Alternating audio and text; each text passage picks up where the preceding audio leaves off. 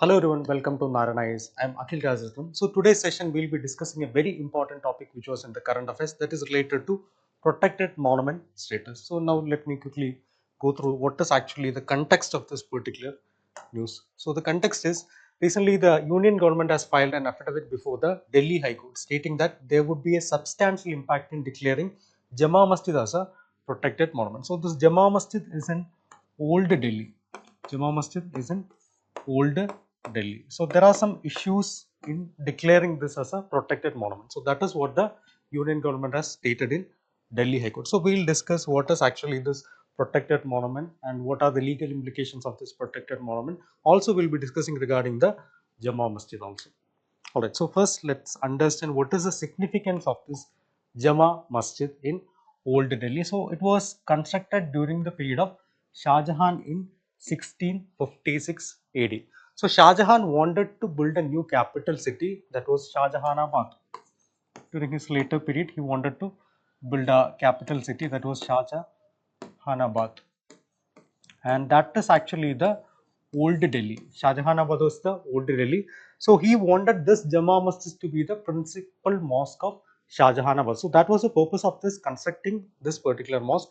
And what is other important architectural feature of this Jama Masjid is it is actually a cultural blending of various styles. Obviously, one will be the Mughal style only, the Indo-Islamic architecture only, and also the Persian architecture is different. So that is also there, and also Indian elements, for example, the Hindu temple architecture, that is also being incorporated in this during the construction of this, and also the materials which they have used.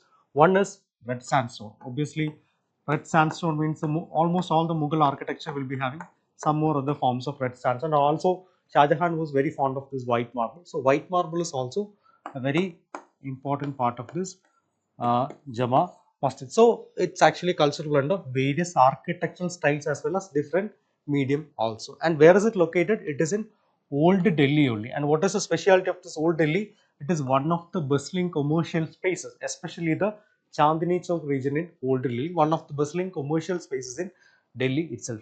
As of now, the current status of this Jama Masjid is it is not officially protected monument under ASI. Why I am saying officially, not officially, because usually when a monument is officially protected, ASI will be coming into picture and they will be involved in the restoration work as well as conservation. But here, without being officially protected itself, ASI is involved in the conservation. So that is why I am saying not officially a protected monument under Archaeological Survey of India.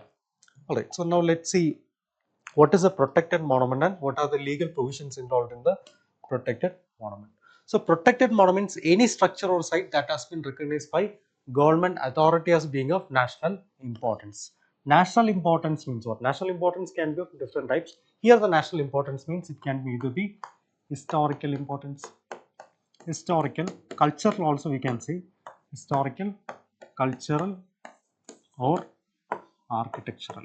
If you take this Jama Masjid, it is we can tick all these boxes. It is historically important, it is culturally important, as well as it is architecturally also important. So one central law that governs all the protected monuments in India is this one: Ancient Monuments and Archaeological Sites and Remains AMASR Act of 1950. This is the central law, umbrella central law, which is protecting the protected monuments in India. So what is the provision of this? Main provision of this act is whenever a monument is designated as a protected monument, ASI will be coming into picture. Automatically, ASI will be in charge of that particular monument. So that is the main provision here. And what happened in 2010 is 2010 they amended this act. They amended this act in 2010 and they introduced two important provisions. One is a prohibited area and another one is a regulated area. Prohibited area means within 100 meters, within 100 meters of the monument, within 100 meters of the monument, this construction activities are not allowed within 100 meters.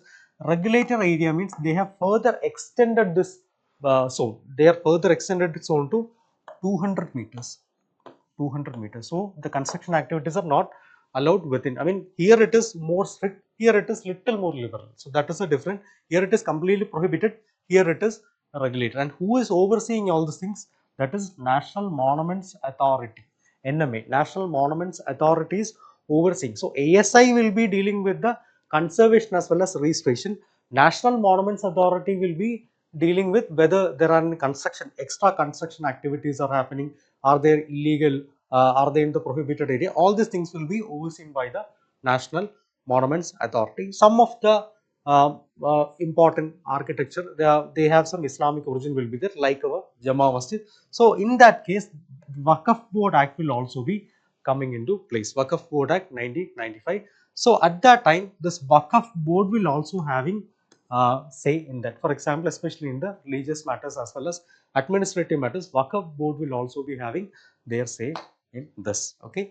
All right. So now let's understand what are the advantages. You might have already understood what will be the advantages, but still, one, it guarantees strict government supervision. Strict government supervision means what?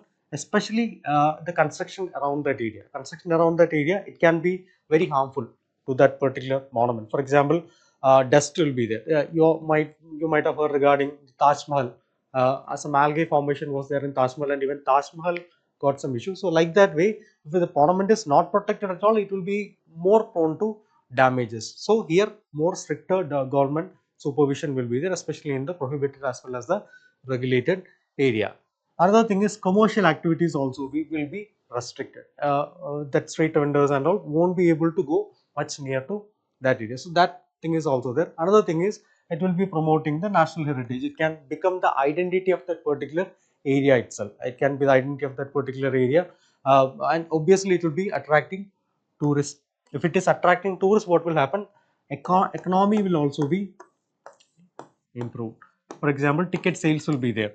Protected, declared as protected monument, government will be able to conduct ticket sales. Entry fees can be taken, and also even guided tours will be there. So more people will be getting jobs, like tourist guides will be required. So like that way, the economy will also be boosted if the site is getting a protected monument status.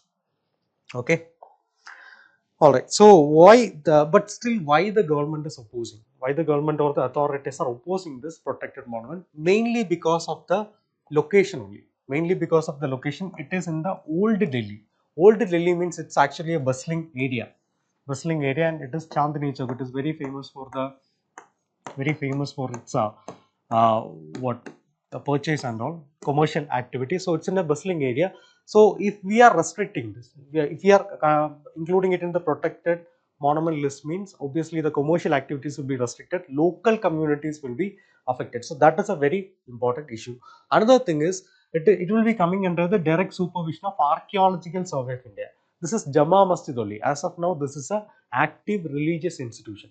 Active religious institution, people go there for praying only. So once Archaeological Survey of India comes into picture, means even more tourists will be coming. So that will be affecting the local sentiments. People who are coming to pray and all these things will be affected. So that is also one important issue. And also, as of now, Waqf Board is actually having, Delhi Waqf Board is actually having the management. So they have their own rules of management, how the prayer timings, all these things, they have their own rules, when to open, when to close. All these things are under the control of Delhi Waqf Board. That also might be changed.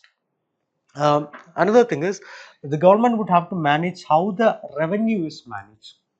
How the revenue is managed. As of now, the fees, even the other religious fees, everything is being collected by the Delhi Waqf Board only.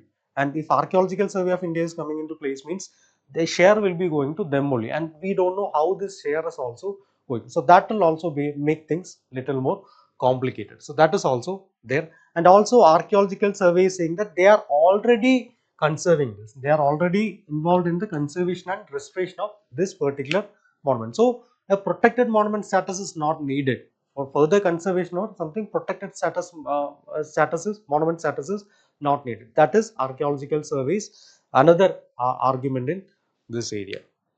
Okay. And also, more funding will also be needed. More funding in the sense, as of now, government can designate some fund without any specific numbers, but once it is a protected monument, it has to be, the allocation has to be more. So these are the opposition which is given by the authorities. Okay. All right. So now I hope you have understood what is a protected monument status, what are the advantages of granting this protected monument status, and what are the challenges in granting this protected monument status to this Delhi Jama Masjid also. So that's it for today. So stay tuned for more videos. Thank you.